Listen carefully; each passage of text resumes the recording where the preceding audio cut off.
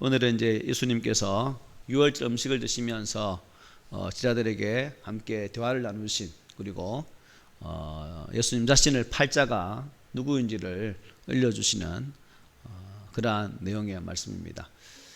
지난 시간에 우리는 예수님께서 유월절 음식을 친히 준비케 하시고 또 성내에 들어가셔서 제자들을 보내심으로 그 장소와 음식을 준비케 하셨고, 이제 오늘은 이제 드디어 최후의 만찬의 장소로 가시는 장면을 우리에게 말씀해 주고 있습니다. 오늘 17절 보면 이렇게 말씀하죠. 저물매 그 12를 데리시고 가서라고 말씀합니다. 저물었다.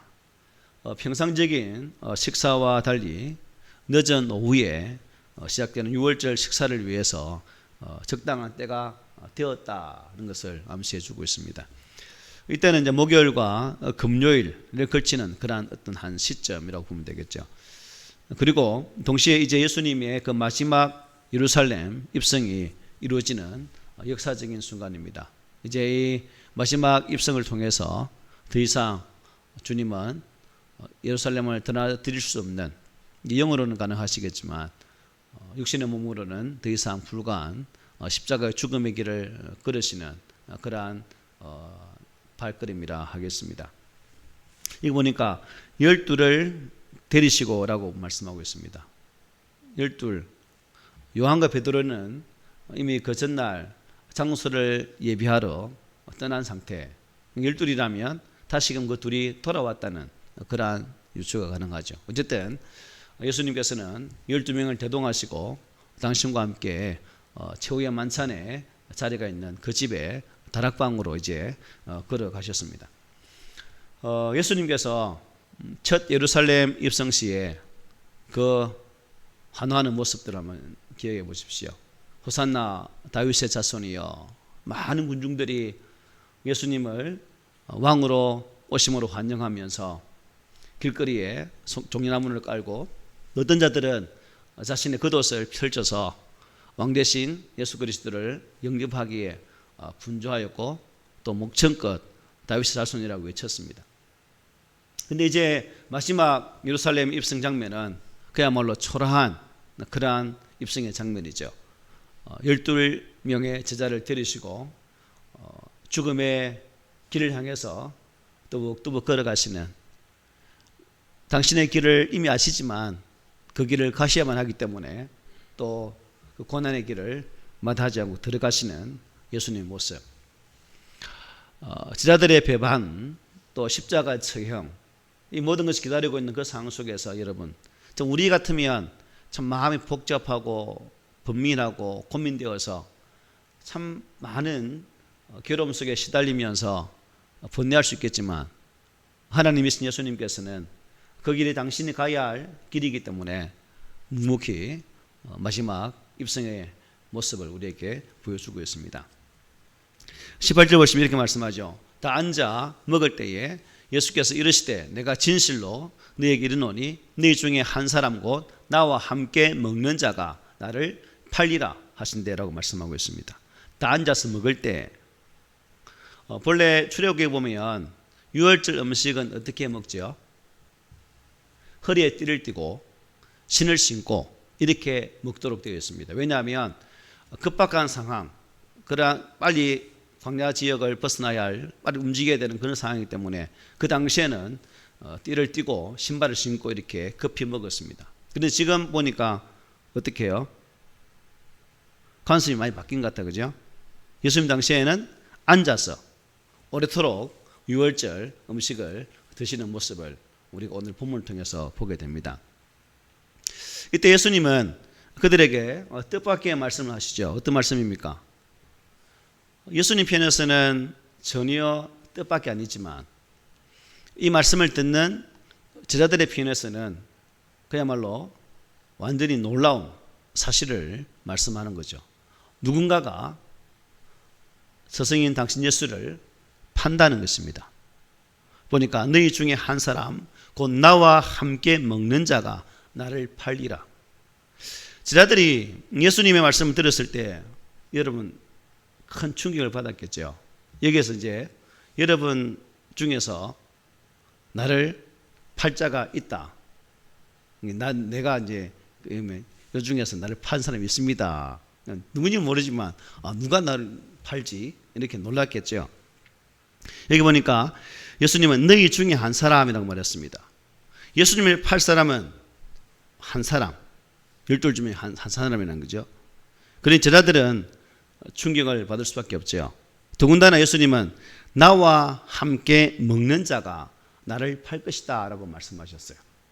예수님과 함께 태연하게 유월절 음식을 다 먹고 나서 곧바로 예수님을 판다는 것은 여러분 참 가증스러운 행위 아닐까요? 뻔뻔스럽게죠. 이 손도 같이 그릇에 넣으면서 먹으면서 팔지 않을 것처럼 그야말로 철면피와 같은 그러한 상황입니다.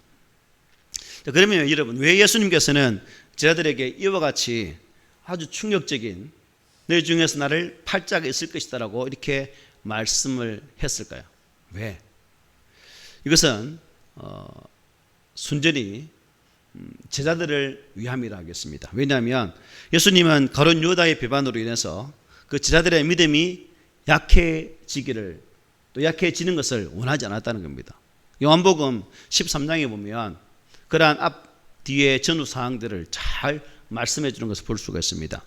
예수님은 유월절 음식을 드시기 자리에서 일어나셨습니다. 그리고 어떻게 합니까? 디아에서 물을 떠서 대에 물을 떠가지고 제자들의 발을 다 씻어 주죠.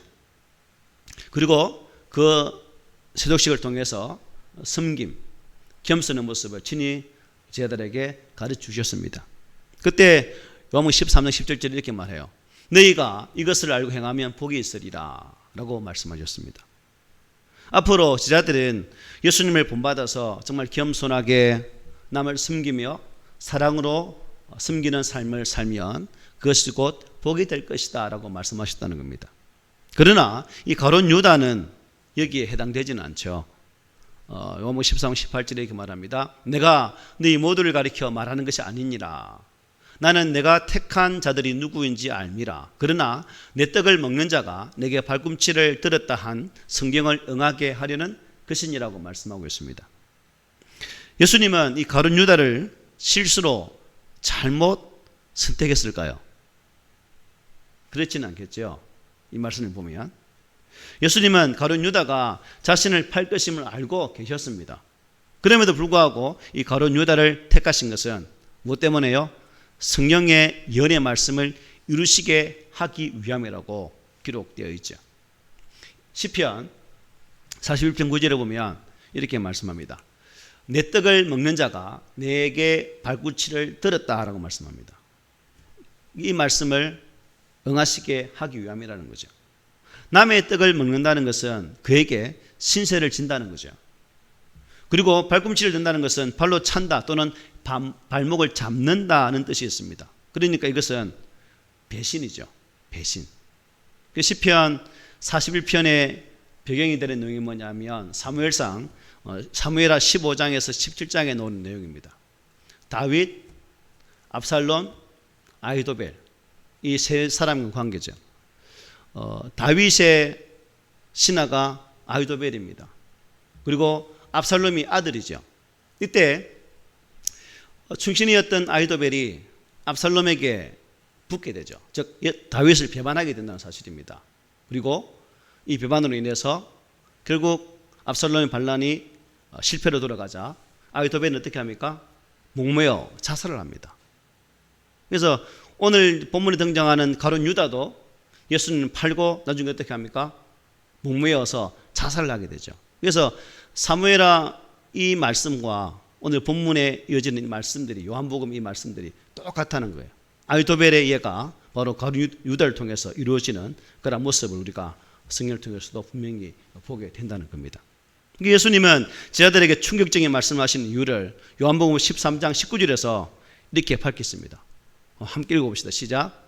지금부터 일이 일어나기 전에 미리 너희에게 일러두면 일이 일어날 때에 내가 그인 줄 너희가 믿게 하려 함이로다 말씀했습니다. 무슨 의미냐면 예수님이 가룟 유다를 실수로 잘못 선택한 것이 아니라 이 말을 하는 것은 너희 안에 있음을 미리 예고함을 통해서 뭐라고요? 내가 이 일을 미리 예언하는 그런 자이다. 그리고 여기서 내가 그인 줄 알립니다. 그가 누굴까요? 바로 하나님이라는 것을 말씀해 주고 있다는 거죠. 그래서 예수님께서는 일이 일어날 때에 내가 그인 줄 알리라고 이렇게 말씀하셨습니다.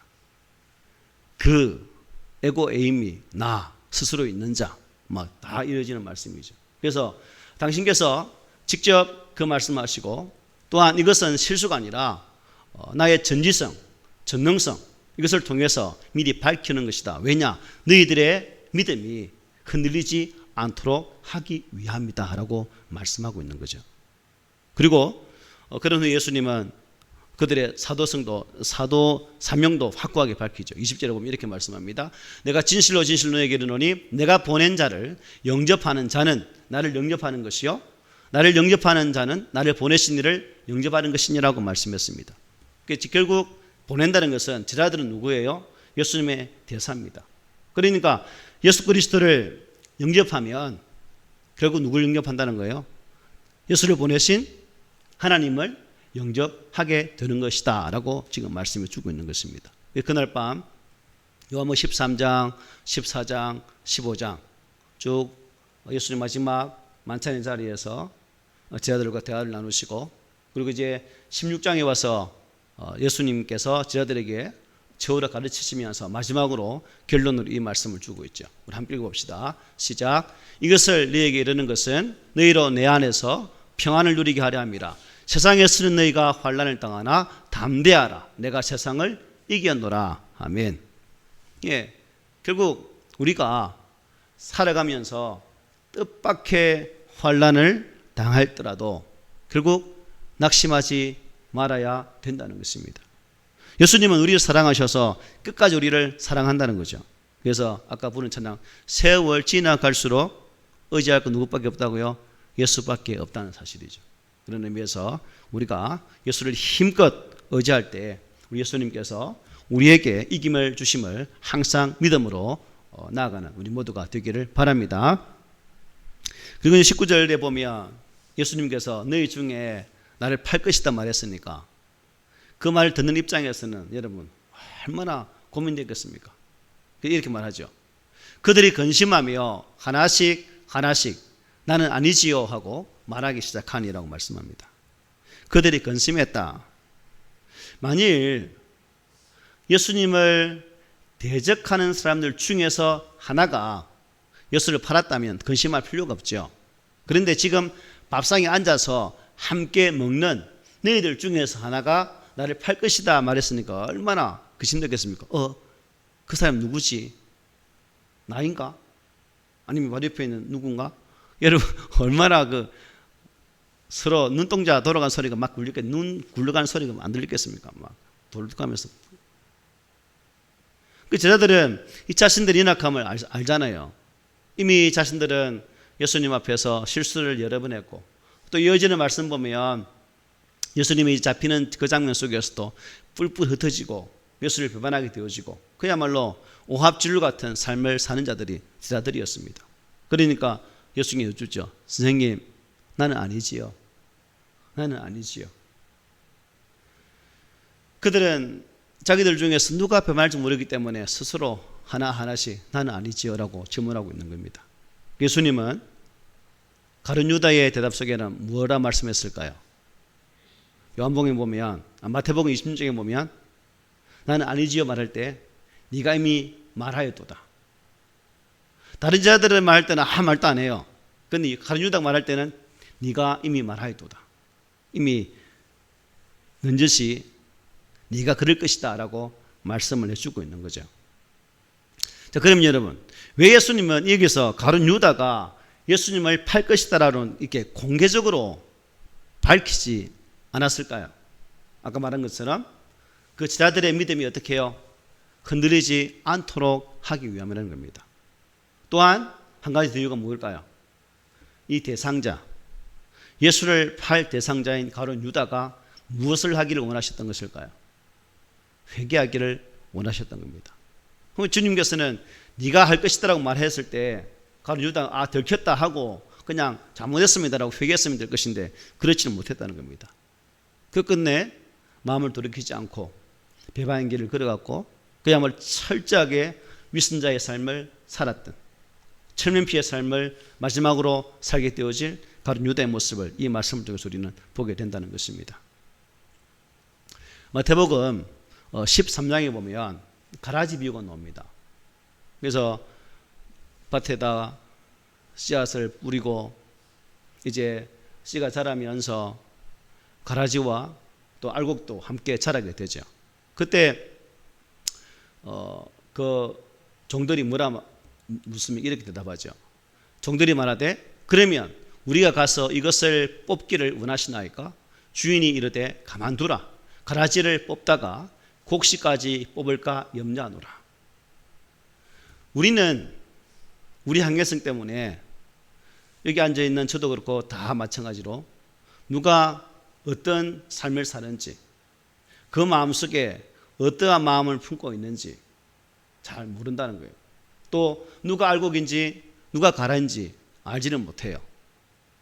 그렇기 때문에 이 가라지 비유를 통해서 주인은 추수 때까지 기다리라고 말씀합니다. 추수 때가 되면 가라지와 알곡은 가려서 알곡은 창고에 들이게 되는 것이고 가라지는 밖에 버리워져서 불에 태움을 받는다라고 분명히 말씀을 해주고 있죠. 이 가룟 유다가 바로 그 속에서 가라지인데 제자들은 알지는 못했고 예수님은 또한 꼬집어서 그라고도 말씀하지 않으셨습니다. 그래서 오늘 본문에서 제자들은 예수의 말씀을 듣고 근심하게 되었고 결국 이 근심이 그들 속에 바른 믿음으로 세워지기를 원하는 그의 스승 예수님의 마음까지 담겼다는 사실들을 모든 제자가 알고 또한 가룟 유다가 알았다면 얼마나 좋을까라는 그런 생각도 가져봅니다. 그런데 이 마음을 알지 못하죠. 겟세마네 동산에서 기도할 때도 또한 예수님께서 아까 말씀드린 것처럼 붙잡힐 때도 대제사장 가야바의 집에서 신문을 받을 때도